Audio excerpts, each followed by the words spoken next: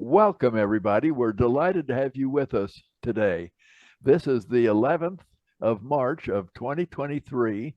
I'm Don Snow. I'm in Provo, Utah, and you're watching the Utah Valley Technology and Genealogy Group regular second Saturday of the month meeting. We have a wonderful presentation today about a panel discussion by folks who attended and others who watched parts of RootTech 2023, which happened in a hybrid manner last week in Salt Lake City in the Salt Palace, as well as virtually. We have a couple of announcements before we introduce our speakers who are online with us now, our panel group and so on. And we'll also have an opening prayer here in just a minute. We want to remind you that tonight we change our clocks back. If you're in a state in the U.S. where you change clocks, and we do here in Utah, Arizona doesn't, but others do, we set them ahead so we lose an hour's sleep tonight. Don't forget to do that or you'll miss church in the morning. We want to remind you that in the break between our main presentation and our class today, we'll be doing our elections, our annual elections. And I'll turn the time over to Gerhard Roof, our president, who will take care of the elections. And that will be done on Zoom. Those who are members of our Utah Valley Technology and Genealogy Group can watch live on Zoom now, the meeting, and see it later as well. And all of you, whether you're members of our group or not, can watch and see the program on Facebook. But for voting, members just stay online after we finish our main presentation. Let's see. Let me mention that our newsletter is a major benefit of being a member of our group. It's our editor is Marilyn Thompson, and she does a wonderful job with getting articles, and it's up to 20-30 pages now because it's only sent out email and not printed. We have plenty of space, and there are just some wonderful articles, many of which pertain to the Church of Jesus Christ of Latter-day Saints with temple and family history coordinators. Now, I think those are the only announcements that I need to make, unless I've forgotten something. But I think we're about ready to introduce our speakers and our panel discussion and for the morning.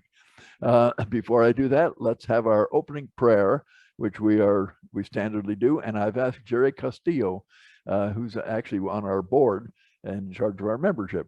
Jerry, would you please unmute your mic and offer an opening prayer for us? Okay, thank you. Our Heavenly Father, we're grateful for the opportunity to gather this morning and to discuss things that were taught and learned at this year's RootTech conference.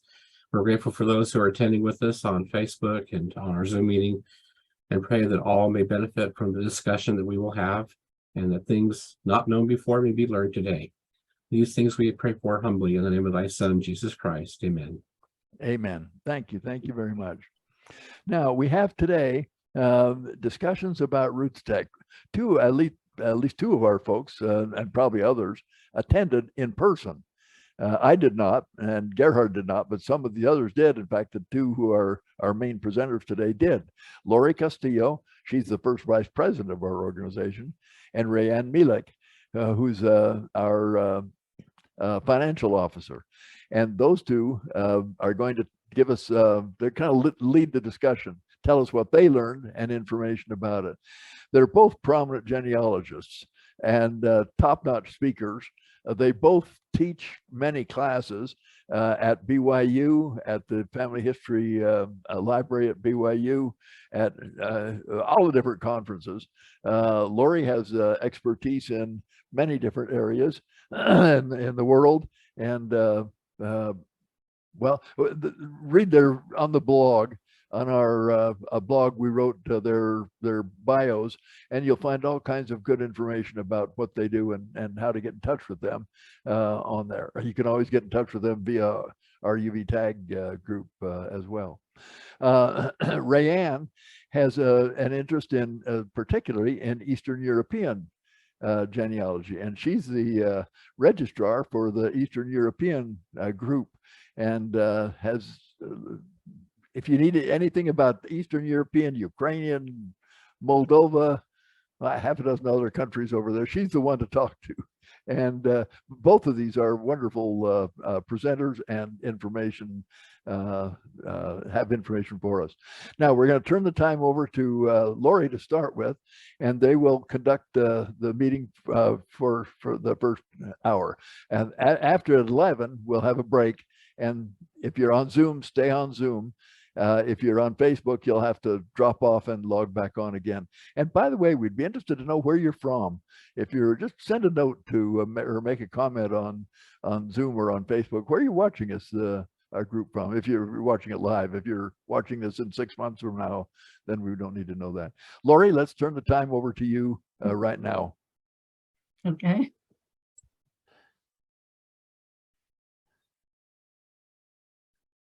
Ah. All right. Is that supposed to go? Why is that? Hang on just 1 second. We're seeing part of your PowerPoint presentation. Yeah. Part of We're it? seeing the presenter screen. Oh, he says they're seeing the presenter screen. Oh, this side? Oh, okay. Hang on. I thought so.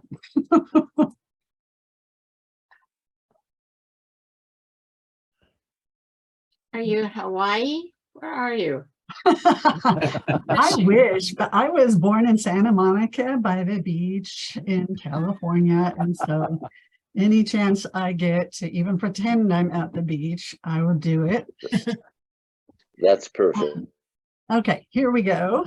I just made a little PowerPoint just so you could see some the websites for some of the things that I wanted to share with you. There's so many things. I started to make my list of things that I learned about or was interested in by RootTech, and yeah, I'm just not going to be able to share all of those today, that's for sure.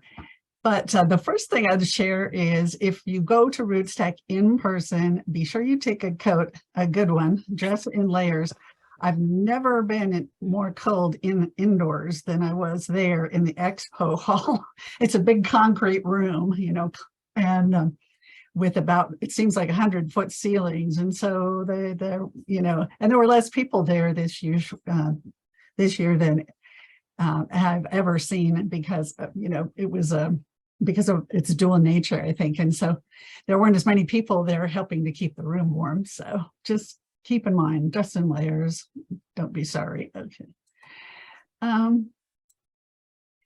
Okay, I wanted to talk just about, for briefly, the platinum sponsors this year. We're used to seeing Family Search, Ancestry, MyHeritage, and Find My Past.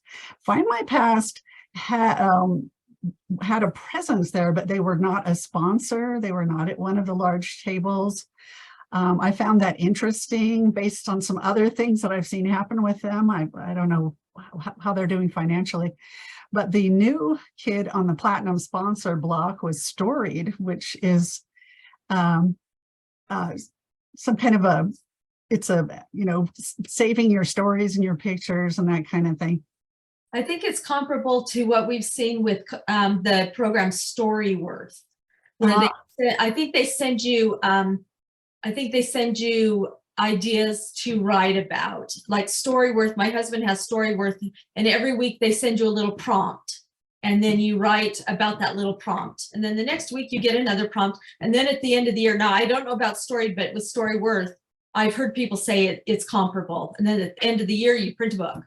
You can have it bound in a book and just, yeah. So Storied, I'll tell you one thing that was kind of confusing about RootTech, and I suppose any genealogy conference, was there were so many of these companies there who want to help you organize your pictures or help you organize all your stuff, maybe make a book, maybe make a website.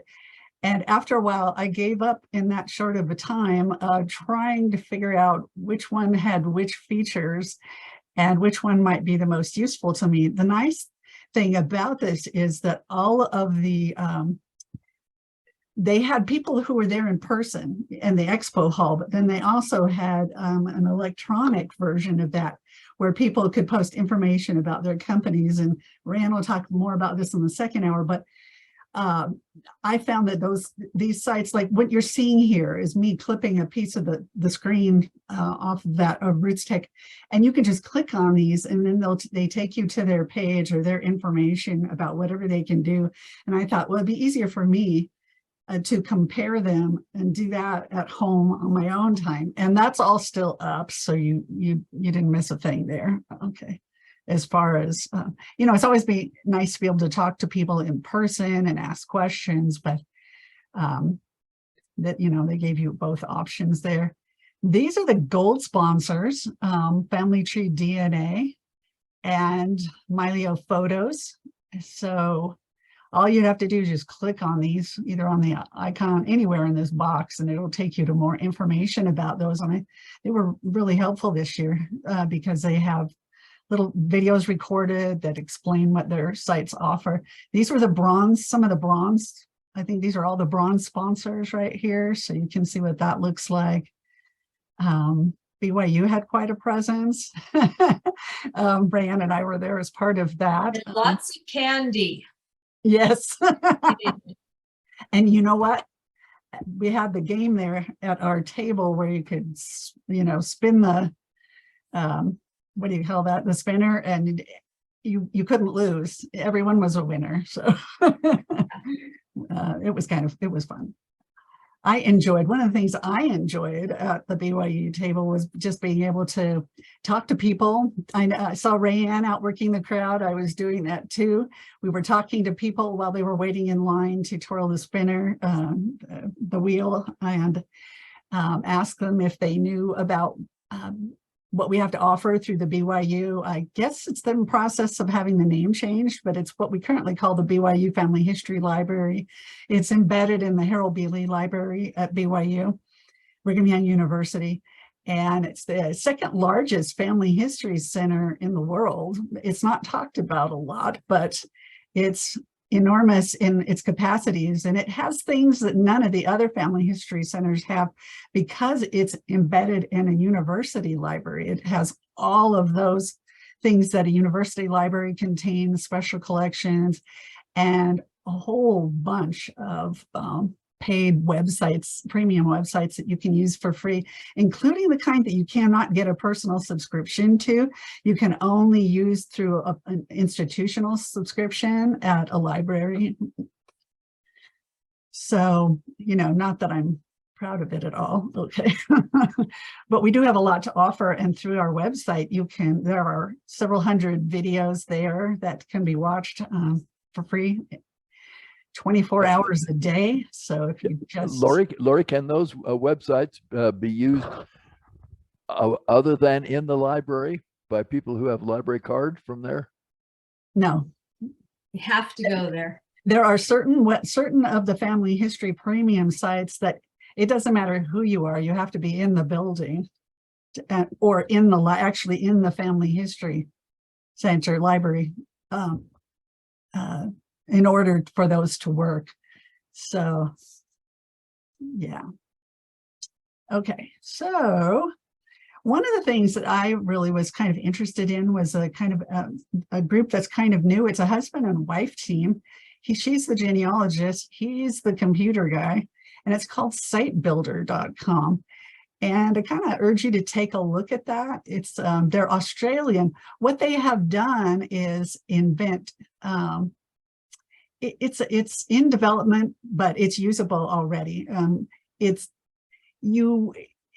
does citations, it has, what do you call those? I'm trying to think of the term for boilerplates, that you can. Templates, that's the new word. Okay. Templates for different types of citations. And I really liked it. What it is, a lot of our family history personal database software has this sort of thing built into it. But this site builder, I think, would be very useful if you were writing a personal history, or a family history, an article, or a story that you wanted to document. And so I think it's worth taking a look at. And once you create your templates, you can actually even share them with other family members. So you're always doing things the same. They were very friendly and really looking for input on how they can even make it better. So another side, I actually, one of the people that I talked to where I was at the BYU table, there was somebody who is researching in Iowa, as I am. This Latter-day Saint Pioneers at the Missouri covers people who are coming from Missouri, and also on both sides of the Missouri River, Council Bluffs, that, and then on the west side, all this stuff in Nebraska, their winter quarters. And so they're trying to research all the groups, all the branches and wards that were ever there, all the communities that were started by the LDS pioneers and lived in. And it's been quite, and the cemeteries and all of that. When I went there, you would have thought the only cemetery was really that one behind the temple in winter quarters, because that's the only one they would talk about. But there are many other pioneer cemeteries there, and they're documenting those. The folks, there's this table that I found later as I was going around. There's this group called the Latter-day Saint Pioneers at the Missouri. It's the Historical Pioneer Research Group, and they have a website that's got a lot of the information they've collected so far. I have always been trying to figure out which community some of my ancestors lived in. And this lady was just at the table, just flipped through their database and went, oh, they lived at Honey Creek. And I said, whoa, how did you do that? And they're documenting all of this, which will be really helpful. So if you have any ancestry that falls in that, I have a small percentage of LDS ancestry. And so that's something you might want to look into, to see all the projects. There's different groups doing different projects, and they have links to all of those off of this website. And so something worth checking out there. Laurie, that sounds like that must be related to that pioneer, what's the name of that group in Omaha? When my wife and I were missionaries in Nauvoo, we built up the database with the Land and Record Office data, and then they combined it with the one in Omaha. And it's online now at earlylds.com. That's one of the links for this bunch. Yeah. That's one of the projects. So yeah, I did find that some of that stuff is not documented. They have on there, like, even though they said that my ancestor lived at Honey Creek, that fact was not documented anywhere that I could see. So it's a work in progress. One of the things that I was really interested in was the fact that they're actually doing ground penetrating radar at the supposed sites of the pioneer cemeteries.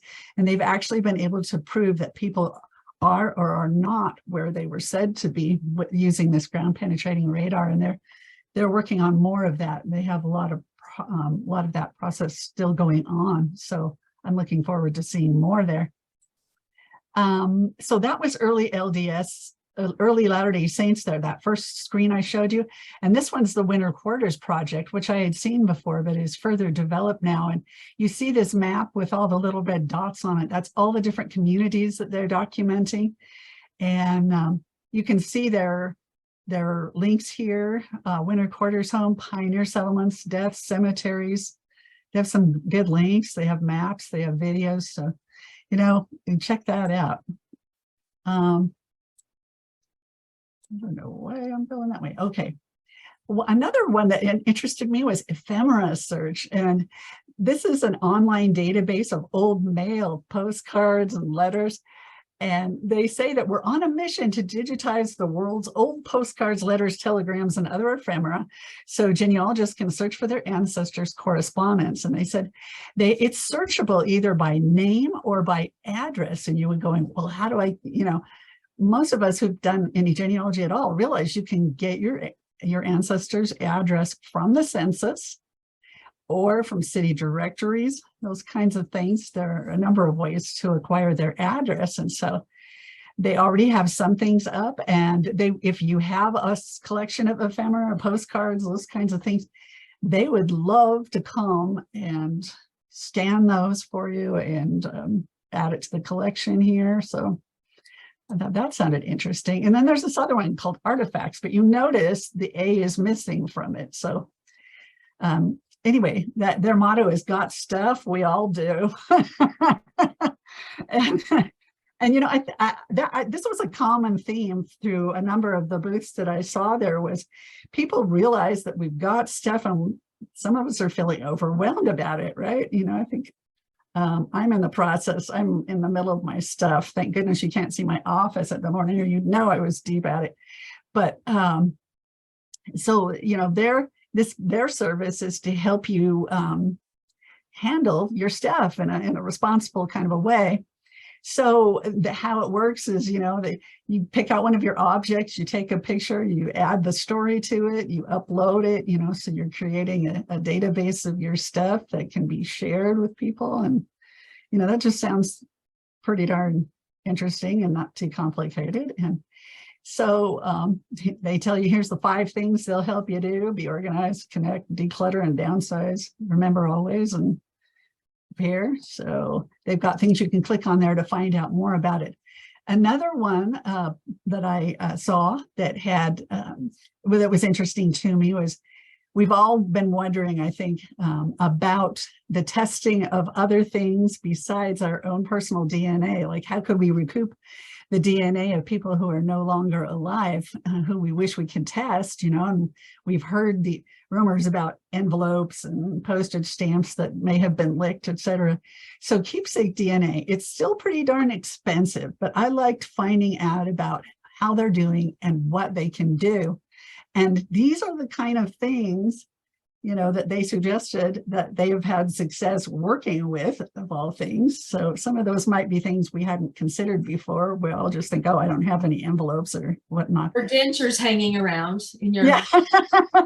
If you've got, you might need, yeah, those are one of those things where you use that other site, artifacts, and you might want to just take a picture and toss them, you know. That might not be something for the ages, but, you know, just if you do happen to have any of these things about, then who knows what you could do with that, you know. So Kindex has a program. Some of us might be familiar with Kindex because they're behind databases that can be searched at institutional places, but they've got this public thing that they're developing where they'll help you index a collection of your stuff, and then it can be posted here. There's different ways that can happen. There's a free program, and of course they've got some additional featured offerings here for a moderate amount of money. Excuse me. And so if you've got a bunch of stuff, a collection of information or whatnot that really needs indexing, you know, this could be how you find out how to do that. This is your DNA guide, and I don't know if you're familiar with Diane Southard, but she's really good. And she has a lot of stuff on her website. She was there. She always teaches at the big conferences. But she has a free blog and she has some publications, and some of her blog articles have really good titles, really interesting information. So I just thought, if you're really wanting to know more about it, the other thing that I really kind of came up with the idea is if you really need DNA to help you figure out something tough, you're probably going to need to take additional classes. And she has some free webinars, and she also has the DNA Academy up here. And I ran into a friend who was a really experienced genealogist there, and she was telling me that she's taking a 6 or 8 week class with Diane right now, I think it is, where she says it's really running her over the ropes, but she's really learning a lot. And if you and she now lives in Utah. Yeah. Fantastic. And she's really friendly. I don't know if you're familiar with her, but if you need to learn from somebody, when I was reading, on all these websites, there are people giving their how they feel about, the whole thing. And on this site here, Diane's site, it says, it was really something. This lady goes, I've been to a lot of DNA classes, but in your class, I actually understood what you were saying, and it actually clicked for me. for the first time. And so if you need somebody who can really explain it in laywomen or laymen's terms, this might be your lady. So she has a free webinar that you can sign up for that's on the 23rd of March here. Your DNA matches filter, don't file, and I'm signed up for it already because I'm wondering what that means and I need to find out. So Jed Match had presence there, and so they talk about, you know, how many, what they have over 45 DNA tools on their website now, and there's some tools that aren't offered by anybody else. It's really worth your time.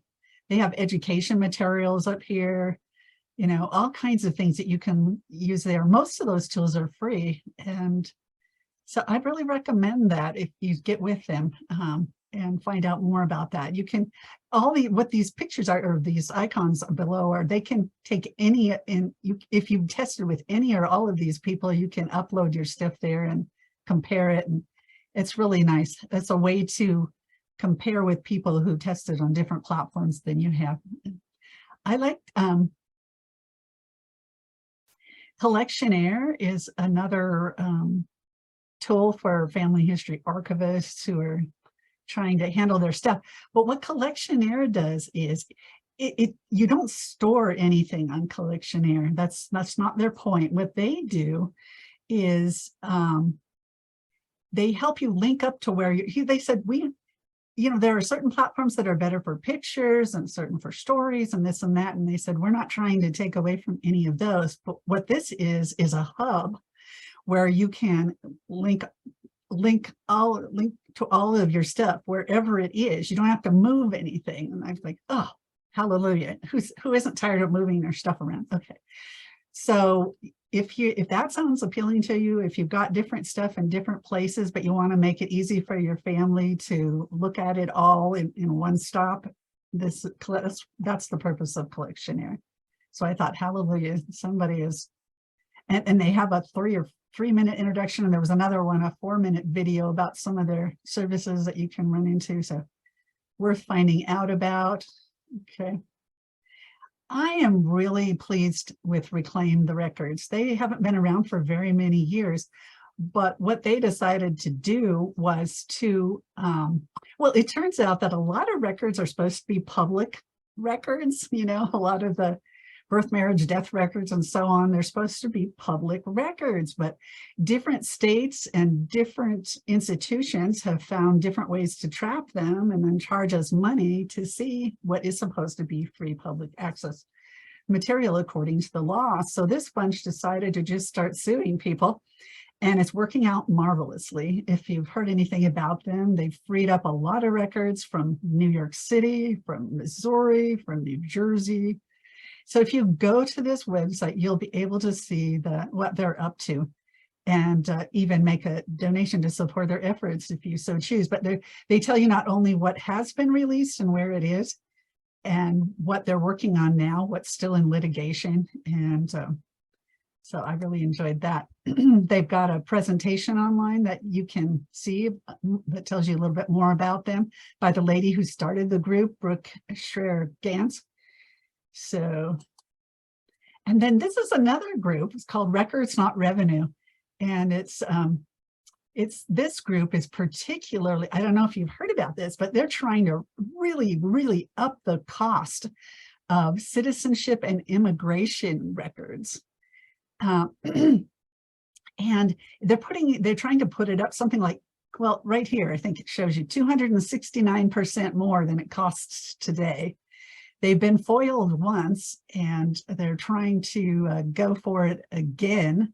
So we have by Monday, March 13th, to make our feelings known about this. And this group is going to keep track of this and probably turn into another group like Reclaim the Records. So we need to support these watchdog groups because we can't possibly be watching in all directions all the time. Archive, I don't know if you have Archive Digital, if you have Swedish ancestry, or helping somebody with Swedish ancestry.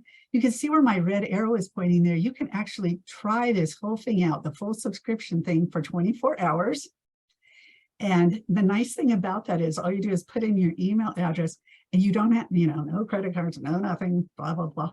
And then when your 24 hours is up, it just turns off. So you don't have to do anything about that. The other thing is that to know is that you can keep going for $6 a month if you need to, which is pretty darn reasonable. So they have all kinds of things on there. If ordinarily, and you can actually see this at family history centers, I think. I know you can see it at BYU. And but if you'd rather do it from home, anyway, trying it out for that 24 hours will let you know if it's producing the kind of information that's what you want. They have, so here it is, yes, the 24 hours, and you just put your name and email address in, and boom, you're on. So don't turn it on until you're ready. Get your snacks lined up, lock the door, and unplug the phone and go for it for 24 hours, right? They have the largest collection of Swedish church books. They have millions of aerial photos that they've added to the website, which is exciting for me. I got to go back and look up places that I've researched now so I can see more what they look like. And then they have YouTube videos and things where you can learn more about how it works and what to do. So you might want to watch this video before you turn on your 24 hours so you can get the maximum out of it. They've got a blog with a lot of information on it, and that's what they look like at RootTech. I didn't really think of taking pictures while I was there, so I'm glad they had one of what they look like. I wanted to just mention a few of the other things. We had several different tables at the area where the BYU, where Rayanne and I were at the BYU library thing. We have a couple of technology labs that are producing apps at BYU. This is the BYU Family History Technology Lab, and all of those circles that you see, their logos, they're representing apps that they have created. And what they do is, if they work with your information that's connected to you on Family Search, Family Tree. So some of them are fun games that, might be good for children and youth, or just to have fun. They have Jeopardy. It's like Jeopardy, and they have Wheel of Family Fortune, and they have different other games, but they also have some really great tools. And one of my favorite tools on there is the one-page the virtual pedigree. That's it. The virtual pedigree is the nicest pedigree I've ever seen online, and it's much easier to use than the one that's actually on the Family Search Family Tree site, because you never have to click on the next 4 generations, It just slides up and back. I always get out on that one on Family Search and can't remember how I got there and have to go back to myself and start over. So this is so much easier. Anyway, you might want to take a look at what they've got going there. It's all free to use. And this is the BYU Record Linking Lab, which is just now kind of coming into public knowledge.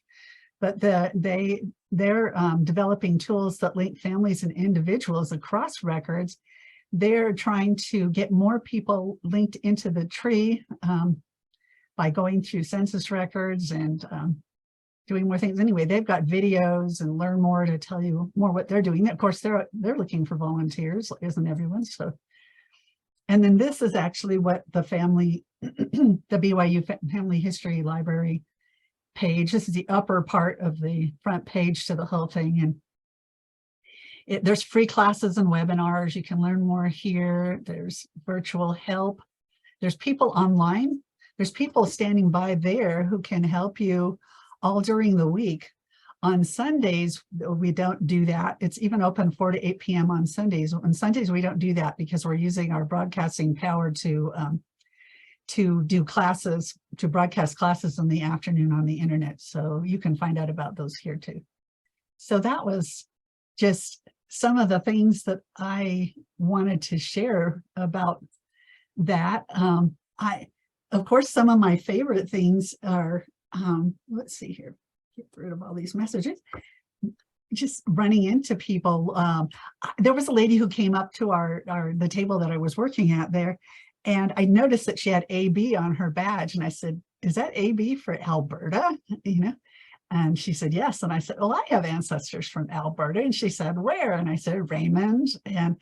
And when my dad did some missionary service, he was companions with a guy who was from Lethbridge. And she's saying, well, who's your ancestor? And I said, well, it's the Palmers in the Litchfields. It's descendants of Abraham Palmer. And she goes, oh, I know that family. And I think she's even a member off of a different wing of it than I am. But it turns out she's a local historian, and she's actually putting together a history of that area and researching all the people who lived there earlier on. And she knew the cemeteries where my family was, and they'd been going through those. And anyway, it was fantastic. So of course we exchanged information. I exchanged information with several people there that day. And another thing that was really fun was Al Rounds was there with all of his pictures. And I knew his mother. And so I went up to his booth and was talking to him about her. And we had a tender time talking about her and how proud she was about him being an artist. And if you've seen him, he's an LDS artist, and a lot of his paintings are from earliest locations, and he paints them in the time period. And so he had a really good sale going on. I was able to pick up several that were appropriate to my family history. So there was so many different kinds of things. I don't know. What caught your fancy, Rayanne? A lot of things. I think you highlighted in the expo hall one of the main reasons people come, but the fun thing for me is there's lots of tech help in the expo hall. But it's not just the programs and things for me. I look at, it was fun to see the pictures and the artwork that make you think of your ancestors that made the trek from wherever. There were lots of pictures that made you think of the grit and the determination that your ancestors had to have. Makes me think of those Eastern European ancestors of mine that, in essence, the more I've gotten to know them, I realized that they were serfs in Eastern Europe, and they traded one form of slavery for another form of slavery when they got here, because they ended up in a coal mining town in Pennsylvania. And unfortunately, they were in that coal mining town. The Italians at that point were at the bottom of the barrel, but when the Lithuanians moved in, the Italians were thrilled because they were no longer at the bottom of the barrel. Now it was the Lithuanians. But they were beholden at that point in the town to the coal company store, because they were paid in coal company script and they had to buy all their tools there. And so I'm not really sure when they left Eastern Europe, they were, I'm sure, probably imagining, streets of gold, and in reality it was trading serfdom for more slavery. But I like the fact that there were artists there, and there was artwork that you could look at and think of, why you were really here at RootsTech. I also liked that there were musicians in the expo hall. That was a lot of fun. And the fun there is there's like-minded people, so you don't feel like a geek, because there's this energy that is palpable, and it's multi-generational in there, because there's things for everybody to do. There was a large chessboard there. There was a cornhole game. There was a portrait artist there. There were kids, teens, and adults. There were little kids riding around on those little horses, or there was somebody there with a wooden rocking chair and some, wood things that they made. And there was a balloon artist. There were little kids walking around with little balloon crowns on their heads. There was a large Jenga game, which I think for dyed-in-the-wool genealogists for a long time, I think because I've been to RootTech every single year since the beginning. And I do remember in the very beginning, I missed that because I could sit on the front row. That was really good for about the first 3 years. And then it was like, then I was 50 rows back because everybody had caught on that this was a really cool thing. But it's also become so widespread now, but I think people are realizing that we can engage people at every level they are. And so it was good to see the kids and to pull them in. And I thought it was very interesting during one of the main sessions, or, you know, after, before they started switching, those ladies that came out and talked about the foster kids and how they and you know how they worked with them and things like that, and knowing history and those kinds of things, the discoveries. And then I thought it was interesting that you know, Steve Rockwood, I get a little partial for him because he used to be my mom's home teacher. And so, but it was fun to see how he showed us. I think we still sometimes get stuck in this, that genealogy is names, dates, and places, and how he showed us Marco Polo, and he did his push-ups for his grandsons, you know, and our kids, our grandkids will Marco Polo us. With, like, just this morning, as I was getting ready for this, grandson just had a soccer game this morning, and he was just coming back, and his first thing was, I scored 4 goals. And he is a super competitive kid, and just to see the look on his face was really fun. So you know, it's fun. The other thing that that was really exciting is just the energy, and to be able to walk around and talk to people about what's really possible, because changing their minds about, you know, having them look at more than just names, dates, and places. The other thing that I do every year, because I kind of am in this groove of what I do every year, is I pick one thing that I'm going to concentrate on in the expo hall, based on what I'm doing. And since my mom passed away last year, I've got all of her stuff. I now have all the pictures, and my husband has now all of everything from his family. And our thing is, we have all these pictures that we need to do something with. And I want one place for them. So I really was concentrating on something for storage that that was not going to be in the cloud somewhere that could disappear. So for me, I scouted things out, and I am trying out Mylio this year because it is pulled together all in one spot, all of your devices, but it's on your devices, not in the cloud.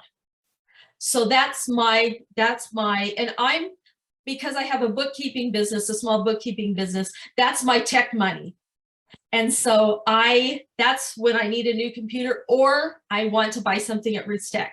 So that's what I do. So that's my thing. I always go in mind that I scout out the expo hall, and I decide what I'm going to buy that year. And so that's what I'm doing. I also like looking at the family history guide. I go to the family search things. I always talk to the family history people, the family search people, to see what's new. And then I go to their classes too.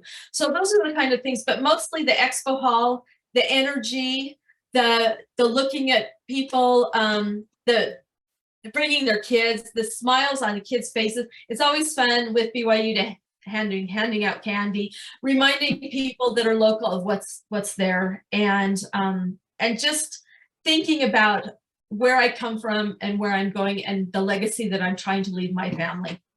So that was the fun this year. But it's RootTech for me is like Disneyland. It is. So, well, I totally agree with you that some of us who are really heavy duty into family history, you know, we're treated like nerds or geeks or oddballs. And when I am at BYU, at the family history library there in Salt Lake, or at RootTech, or at another conference, I'm with my people. right. And I don't have to explain why I'm there, why I do this, Yep. why it's important, because the people there know, and we can share each other's.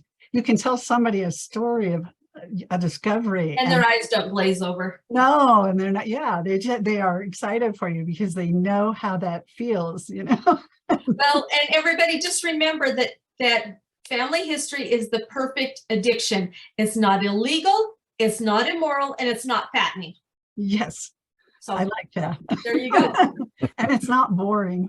you Oh know? yeah, What- it's not It's only boring. boring if you're doing it wrong, you know what I mean? That's right. Yeah. One of Yeah, the things that's- I noticed that what you both of you folks have talked about is this year Roots Tech seemed to have not just information about our ancestors and finding our ancestors further back, but what do we do about our families now? How do Yes. we? What can we use? Like Rayanne, you mentioned Marco Polo, and You have to meet them where or- they are. You really yes, do. right. And Marco I love Steve Rockwood's presentation where he said, now besides those push-ups he did, I was impressed. But then he said, now hold up your smartphones and turn the light on and Uh-huh. hold it toward me. And God, there must have been 2,000 or 3,000 people Oh there. yeah. Yeah. And then it he was great. said, now which ones of you are archivists and which ones do this, that, and the other? I didn't realize what they had done with the archivists, that they'd invited a bunch of archivists. Yeah. But my kids who were there later on told me that some of those archivists were so impressed that one of them from one of the Central American countries said, I'm ready to sign up our whole country to have them come and digitize our whole Oh information. wow. And That's another one said from another South American country said, gosh, I want this for my 14-year-old daughter. How can I join your church? Oh, wow. That's cool. Well, I think one of the main things we need to realize is it can be done so many ways, and to get everybody involved, you know, to just keep working at it. And we have to meet the next generation where they are. And the other thing too is the next generation has the attention span of a newt. So they're not going to sit down and watch 3 hours of the video that you took of your parents telling their family history. So I am breaking down like my videos of my mom and grandparents into these little tiny slices, because they're not going to sit there and watch it. But so they're getting little pieces. The other thing too is that 5 minutes on the Family Search app, you know, of recording one story, it's 5 minutes total on your phone. My kids will listen to that, where they will not listen to anything longer than, well, my grandkids will not. And, you know, if you feed them to them and a fun little story like that, you know, works really well. It's fun because I'm the family history person for primary, and I get 5 minutes for sharing time on the 5th Sundays, and 5 minutes is perfect for that. And give them ideas and a little handout and tell them this is your assignment for the day. And I've gotten feedback how fun that's been over the dinner table, just doing 5 minutes of something. So that's a way to engage them where their attention span's really, really short. I just, I don't think that you explained what Marco Polo is, but I know that there's 2 free months worth of it. I know what Marco Polo is, but there's 2 free months of it for anybody who signed up or who, I think you can still sign up for Roots Tech so you can get the benefits of I that. don't know. Marco Polo, the only Marco Polo I've ever known is the freebie version. I don't pay for it. So I don't know. They must have added some features. I don't know, because I've never paid for it. And But it's where you can actually make a little recording. And yeah, send it a back and little forth. recording. So Yeah, that's short something to look videos, into if you're trying to hook in the younger generation. Or Yeah, I don't know. It's just, we just downloaded it, and it's just a really, and like I said, it's never been a pay thing. I just turn it on and you know, call and talk. So anyway. One of Those the are things just I've great. regarding some of the classes, I was looking for Ron Tanner's class, and he always gives a class on what's new in family. he wasn't there this family time. He wasn't No. there He because was of not health. there. No, but Craig Miller gave Craig his Miller. Yeah, Right. Craig gave the talk on that, and he started off by saying, "Where's Ron?" And said that Ron, I didn't know this, but Ron had some sort of a health problem, Yeah. and he said he's back at work now, but he wasn't giving the talk. And then he said, "Who's Craig?" And his name was Craig Miller, and he's been working with Ron. He said for 20 years he's been working with Family Search, and he went through the stuff on what's new on Ron's the Family usual Search front Family man. Tree. So, yeah. Yeah, but Right. there were lots of good classes. There's 2 classes on there. If you go on to the on demand, if you put families, what's new. Yeah. One of them is the regular one, and the other one, there's a second class by somebody else who Todd Powell. I went to one by Todd Powell that was what's new. LDS features. There's one with LDS features, and Yeah. one that's just Yeah, then general I features. suppose Rayanne will help us with that in the second hour to show us how to get to that. Good.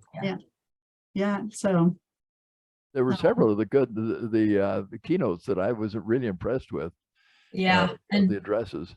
yeah, and I'll show everybody how to get to those. Yeah. yeah, I Good. really loved. I'm really partial to Sean Astin, and Oh, I had to attend that one because my son was a big Rudy fan. I didn't Oh, even yes. remember the movie, but yeah, it was fun. It was the keynotes are always fun. Well, okay, I'm just Roots Tech, like I said, it's my Disneyland. So I just block out that week and just tell everybody don't bug me. I think You I think guys the knew who biggest Sean Astin was. I'd never heard of him before. He's an actor. I He's had the no son- idea who The he was. son of John Astin and Patty Duke. All my kids knew exactly who. Dad, don't Yeah. you? Who he is? No, I don't. my Wrong daughter generation, Dawn. Jerry's and my daughter is named Arwen. That's big name from the Lord of the Rings trilogy. So See, and I've never seen any of those, but I did see Rudy. I probably watched Rudy a million times with my son, but I don't remember. But well, that was one of his big movies. I prefer the movies are really good. The Lord of the Rings movies are really good, but I'm a book person. So I am too. there's so much more detail, that you can get into a book than into a 1, 2, 3 hour movie, so anyway. Yeah, I am too. But it was really nice to hear him and find out that he really is just as nice as he seems. It's not often that you have that happen in Hollywood, it seems, but That is true. and What were some of the other classes nice that you saw that we'd ought to check on? Pardon me? Oh, man, What were some of the I think classes? my number one, which is I'm going to mention the next class, but my number one was the very first one with Diane Southard, Krista Cowan, and Janet Havorka, do genealogy. And it was fun. It was talking about it. They kind of did it like it was in a little cafe, and basically it was talking about, are we asking the right questions? Because people want to, they just keep jumping back in time. They want to keep jumping back in time, but are you asking the right questions to do what you want to do? And that have people ask in the audience, and this is what I want to do. And a lot of times the question they were asking was not the right question. And so they drill down.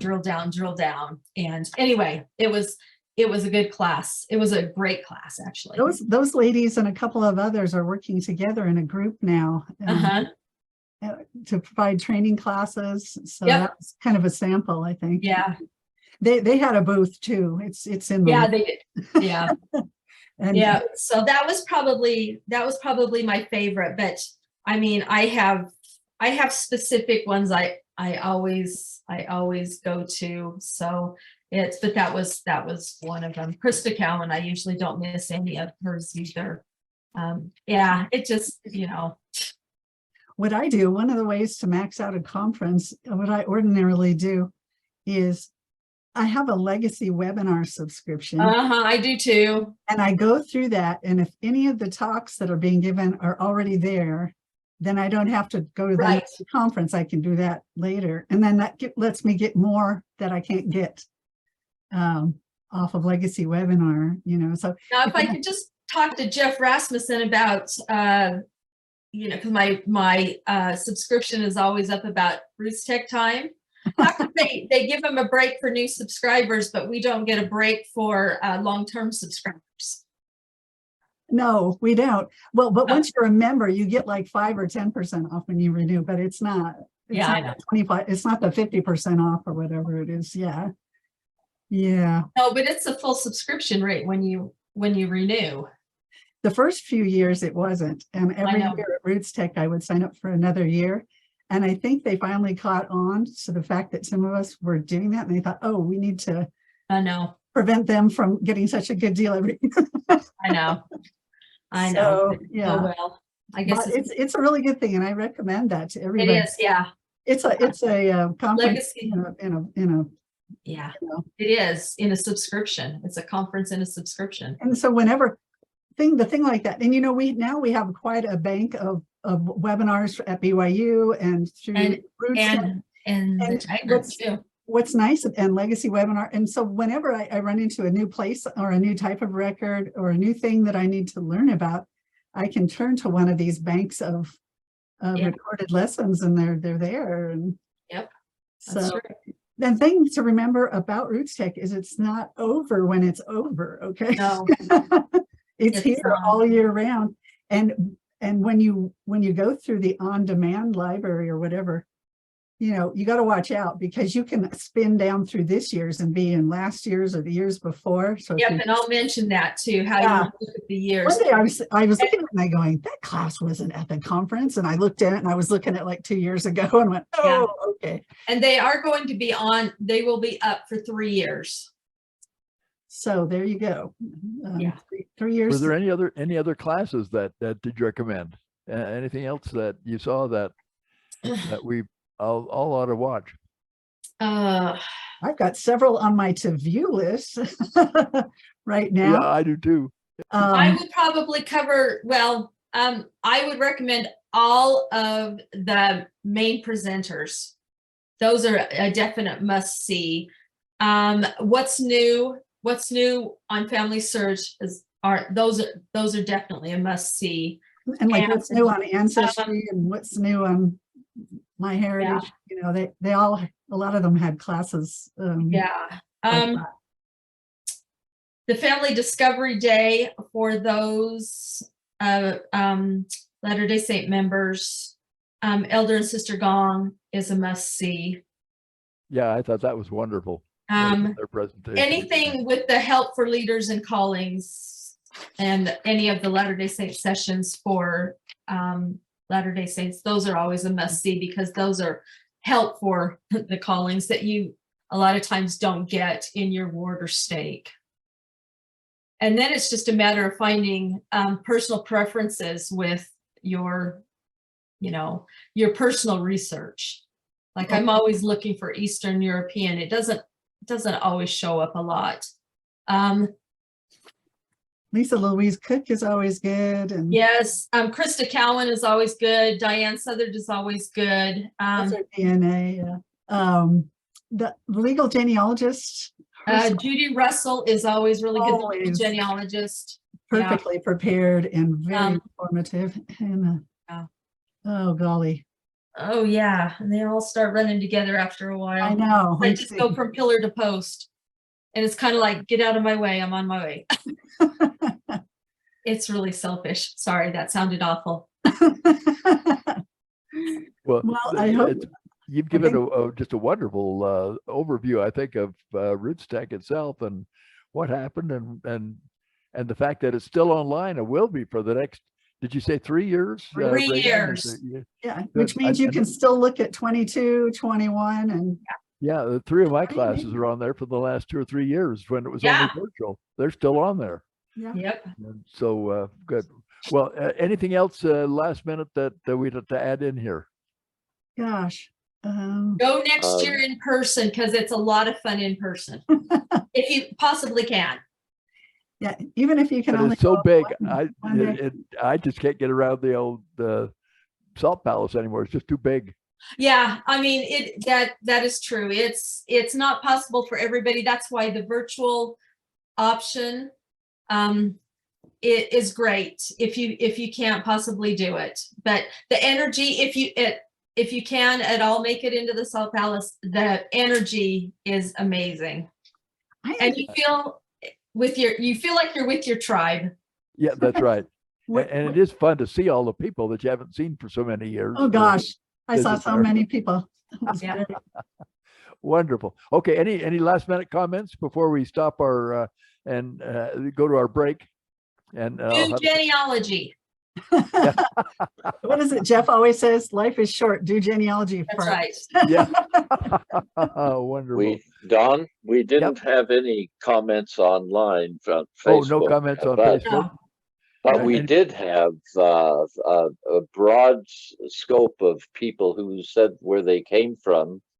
Oh, We had Virginia and Alice from California and Linda from New Hampshire, All right. good. all the way across the country. Wonderful, wonderful.